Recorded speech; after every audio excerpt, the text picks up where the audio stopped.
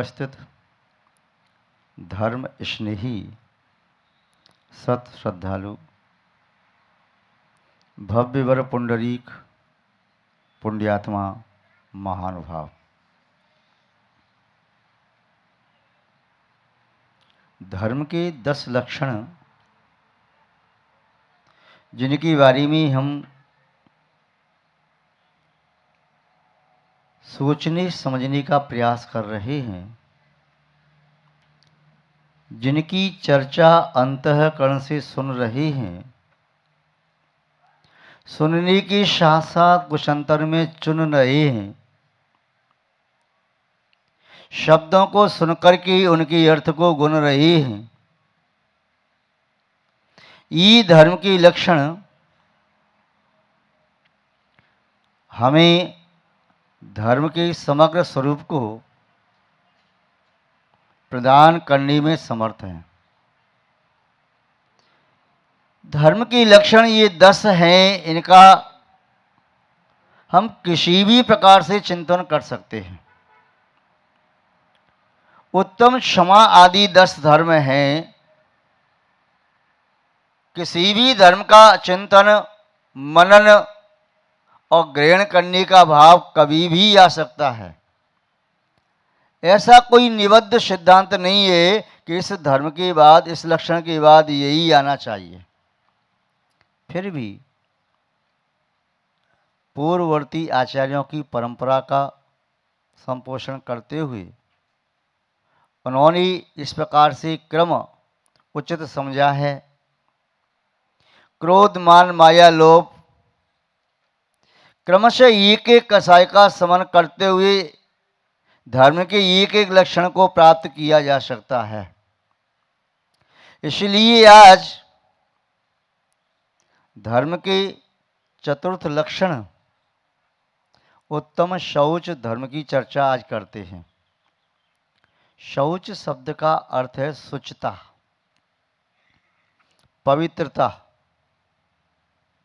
और पवित्रता जीवन को जीवंतता प्रदान करती है। भारतीय संस्कृति में जहाँ जीवंत जीवन के 4 आयाम कही, उनमें एक आयाम पवित्रता को भी लिया। शांतिम तुष्टि पवित्रम च आनंदम में तत्वतः जीवनम जीवनम प्राहु भारतीय सुसंस्कृतौ। शांति, तुष्टि, पवित्रता एवं आनंद, ये 4 भारतीय संस्कृति के अनुसार जीवंत प्राणी के प्राण हैं। इन 4 में से यदि कोई एक कम है तो वह सकल प्राणों से जीवित नहीं है। जीवन में शांति हो तो समझो जीवंत जीवन का आनंद है। यदि जीवन में संतोष है तो जीवंत जीवन का आनंद है, और जीवन में पवित्रता है तो जीवंत जीवन का आनंद है, और जीवन में तत्व से निष्पन्न यदि आनंद है तो जीवंत जीवन का आनंद है। पुद्गलों के भोगने से प्राप्त हुआ आनंद वह जीवन को जीवंतता प्रदान नहीं करता। पवित्रता, शुचिता, निर्मलता, विशुद्धि, अमल, ये शब्द मल के दूर करने के वाचक हैं। निर्मलता, पवित्रता, शुचिता इत्यादि ये शब्द हैं। इन्हें धर्म का लक्षण क्यों कहा? क्या ये भी कोई धर्म हो सकता है? हो सकता है। क्यों? धर्म तो उसे कहते हैं जो आत्मा का स्वभाव है। निर्मलता भी हमारी आत्मा का स्वभाव है, पवित्रता भी हमारी आत्मा का स्वभाव है, शुचिता हमारी आत्मा का स्वभाव है। जैसे ज्ञान, दर्शन, सुखवीर इत्यादि आत्मा के स्वभाव हैं, ऐसे ही निर्मलता भी आत्मा का स्वभाव है। मलिनता किसी आत्मा को पसंद नहीं। कोई व्यक्ति अज्ञानी बनना नहीं चाहता, ज्ञान प्राप्त करना चाहता है, क्योंकि ज्ञान प्राप्त करना उसका स्वभाव है। कोई व्यक्ति दर्शन से भिन्न होकर के जीना नहीं चाहता, अनंत दृष्टि को प्राप्त करना चाहता है, अनंत दृष्टि उसका स्वभाव है। कोई भी व्यक्ति शक्तिहीन होकर के जीना नहीं चाहता, अनंत शक्ति को प्राप्त करना चाहता है, अनंत शक्ति प्राप्त करना उसका स्वभाव है। और कोई भी जीव दुखी रहना नहीं चाहता। जी त्रिभुवन में जीव अनंत, सुख चाहे दुखते भयवंत। कोई भी जीव दुख नहीं चाहता। संसार का प्रत्येक जीव सुख और शांति की कामना, अभिलाषा, इच्छा हमेशा रखता है, क्योंकि सुख उसकी आत्मा का स्वभाव है, प्रत्येक आत्मा का स्वभाव है। इसलिए गुणों को प्राप्त करने का भाव प्रत्येक आत्मा में आता है, चाहे भले ही उस स्वभाव को जान पाई या न जान पाई, जैसे जानता है उसी प्रकार को प्राप्त करने का वह भाव रखता है। शुचिता, पवित्रता भी आत्मा का स्वभाव है। इसलिए मलिनता, गंदगी किसी को पसंद नहीं। यदि कहीं स्थान पर गंदगी होगी और दूसरा स्थान निर्मल है, शुद्ध है, स्वच्छ है, तो व्यक्ति गंदे स्थान को छोड़ करके स्वच्छ स्थान पर बैठने का भाव रखेगा। उसे सब जगह निर्मलता चाहिए, स्वच्छता चाहिए, पवित्रता चाहिए, मलिनता उसे नहीं चाहिए। चाहे कहीं भी हो, वस्त्र मलिन हैं, गंदी हैं, उनमें बदबू आती है, पसीने से भीगे हुए हैं, और दूसरी ओर शुद्ध स्वच्छ वस्त्र टंगे हुए हैं, और आपसे कोई पूछे कि आप कौन सा वस्त्र पहनना चाहेंगे, तो आप क्या कहेंगे? शुद्ध स्वच्छ निर्मल वस्त्रों को। यदि आभूषण एक ऐसे हैं चमचमाते हुए निर्मल, उज्जवल, धवल, और दूसरी आभूषण मलिन है, उस पर कुछ गंदगी जमी हुई है, आपसे कोई पूछे आप कौन से आभूषण ग्रहण करना चाहते हैं, आप कहेंगे जो चमक रहे हैं, स्वच्छता जिसमें ज़्यादा है, वही ग्रहण करना चाहते हैं। वर्तन यदि गंदी हैं, उनमें आपको कोई भोजन दे तो आप कहेंगे भैया क्षमा करो, मैं इनमें भोजन नहीं कर सकता। बर्तन शुद्ध रखो, स्वच्छ रखो, साफ रखो, तब तो भोजन परोसो, मैं भोजन कर सकता हूं, अन्यथा नहीं कर सकता। अन्य भी आप शरीर पर मल देखते हैं तो शरीर का मल भी आपको बाधा पहुंचाता है। चाहे भले ही शरीर पर कोई मल है, पसीने से मल है, चाहे आंख, नाक, कान, मुख में मल है, चाहे अन्य मल द्वारों से मल का विषय करते ही, किंतु मल को छोड़ करके शुद्धि करके आपको निराकुलता आती है, और मल सहित यदि शरीर संलिप्त है तो आपको अच्छा नहीं लगता, आपका मन खराब हो जाता है। इतना ही नहीं, व्यक्ति की मानसिकता तो निर्मलता के क्षेत्र में यहां तक है, यदि उसके सामने 2 नोट रखे हैं 2000 के, एक नोट 2000 का थोड़ा सा गंदा सा है, चिकना है, किसी तेल के काम करने वाले व्यक्ति की दुकान से लिया, उसमें हाथ में ले लिया तो चिकना हो गया, उसने रज कण पकड़ लिए, धूल पकड़ ली, वह गंदा हो रहा है। और दूसरा नोट एकदम करकरा नोट है, क्रिप्स। अब आपसे कोई पूछे कि आपको एक नोट लेना है 2000 का, आप कौन सा लेना चाहेंगे? वह चाहे भले ही गंदा नोट दे दे और आपको लेना पड़े, अलग बात है, किंतु आपसे कोई पूछेगा तो कौन सा नोट लेंगे आप? जो करकरा नोट है वही तो लेंगे। क्यों? वह 2000 का नोट है, क्या 2100 में चलेगा? और जो गंदा सा नोट है वो क्या 1900 में चलेगा? 1999 में भी नहीं, पूरी 2000 में चलेगा। और 2000 वाला 2000 में ही चलेगा, 2001 में नहीं चलेगा। फिर भी आपकी मानसिकता गंदी नोट को प्राप्त करने की नहीं, स्वच्छ जो करकरा नोट है उसे प्राप्त करने की रहेगी। सिद्ध होता है, दोनों का मूल्य बराबर होने के बावजूद भी आपका मन गंदगी पसंद नहीं करता, आपका मन पवित्रता, शुद्धि को पसंद करता है। घर में गंदगी हो, माता बहनों को चैन नहीं पड़ता। जब तक साफ सफाई पूरी न हो जाए तब तक वो चैन से बैठती नहीं, चाहे कितनी हारी थकी हो। झाड़ू लगा करके या साफ करने वाली जो आती है मेड, उसे सफाई करा के कहीं गंदगी रह गई, ये उंगली से देख करके ये क्या सफाई की है, ये धूल कैसे रह गई? एक बार 2 बार पहले झाड़ू से साफ करो, उसके बाद पानी डाल के वाइपर लगाओ, फिर भी आपको लगता है फिर दोबारा से पोंछा लगाओ। मेरा मकान चमाचम चमकना चाहिए स्वर्ग के विमान की तरह से, मुझे गंदगी पसंद नहीं है। और यदि आप अच्छे से सफाई नहीं कर सकते तो कल से नहीं आना साफ करने के लिए, दूसरी बुला लेंगे हम। सफाई, शुद्धता, स्वच्छता, निर्मलता, पवित्रता आपकी आत्मा के स्वभाव हैं, इसलिए आपको पसंद है, गंदगी पसंद नहीं है।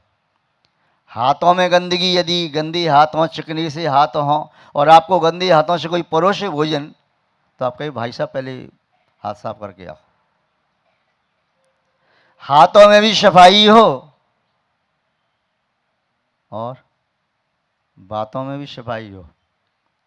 यदि आप निकृष्ट, जघन्य, गंदे शब्दों का प्रयोग करते हो, तो यदि आप भले आदमी हो, सज्जन पुरुष हो, तो उस व्यक्ति के पास बैठोगे नहीं, भाई तेरे साथ में बैठ नहीं सकता, तुम्हारी भाषा ठीक नहीं है, तुम्हारी शब्द बहुत गंदी होती है, निम्न स्तर की होती हैं और भी कटु होती हैं, परश होती हैं, कर्कश होती हैं, निंद होती हैं, चुगली के वचन होती हैं, शाबद्य होती हैं, इसलिए मैं तेरे साथ नहीं बैठ सकता। मैं तो इष्ट वचन बोलता हूँ, शिष्ट वचन बोलता हूँ, मिष्ट वचन बोलता हूँ, हितमित प्रिय वचन बोलता हूँ, और यही वचन सुनने का मेरा स्वभाव है, वही वचन मुझे अच्छे लगते हैं। कोई व्यक्ति आपसे मीठे शब्दों में कहे आइए आइए, विराजिए, चाय पानी भोजन जो कुछ लेना है आप ग्रहण कीजिए, यदि मिष्ट शब्दों से बोलता है तो आपका मन कर जाता है चलो ले लो। और यदि उसके शब्द बहुत रफ होते हैं, रूड होते हैं, तो कहते हैं भैया क्षमा करो, पानी पीवेगा क्या, पी ले, क्षमा करो मुझे प्यास नहीं है, भोजन करना है तो कर ले, क्षमा करो मुझे भूख नहीं है बस। तो शब्दों में गंदगी आती दिखाई देती है तो लगता है इसके मन में भी गंदगी भरी पड़ी है, तो गंदे मन वाले व्यक्ति के पास आप बैठना नहीं चाहते। जिसके वस्त्र गंदे हैं, शरीर से बदबू आ रही, उसके पास नहीं बैठती, तो सज्जन पुरुष ऐसे व्यक्ति के पास भी नहीं बैठती, इसका मन गंदा होता है। वह स्वच्छ मन वाले व्यक्ति के पास बैठती हैं। एक बार वस्त्र गंदे हों, पुरानी हो चलेगा, पर जिसका मन गंदा है वह नहीं चलेगा। शुचिता हमारी आत्मा का स्वभाव है।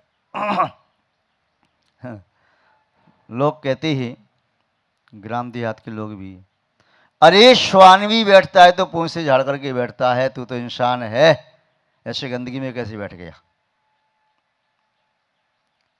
गंदगी आत्मा का स्वभाव नहीं है।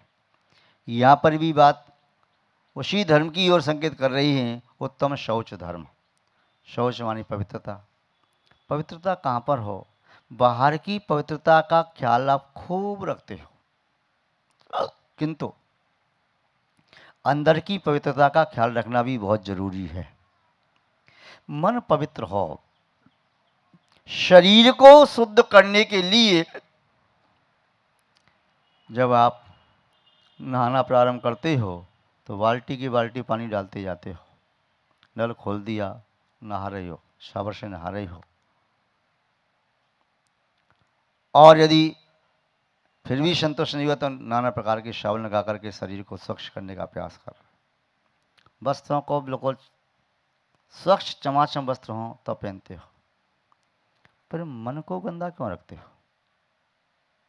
सफाई आप हाथों की करते हो, कई बार हाथों की सफाई करते हो, दांतों की सफाई करते हो, हाथों में गंदगी हो, बदबू आती हो, बदबू वाली गैस अपान वायु यदि निश्चित होती हो तो पुनः रेचक पदार्थ लेके हाथों की सफाई भी करते हो।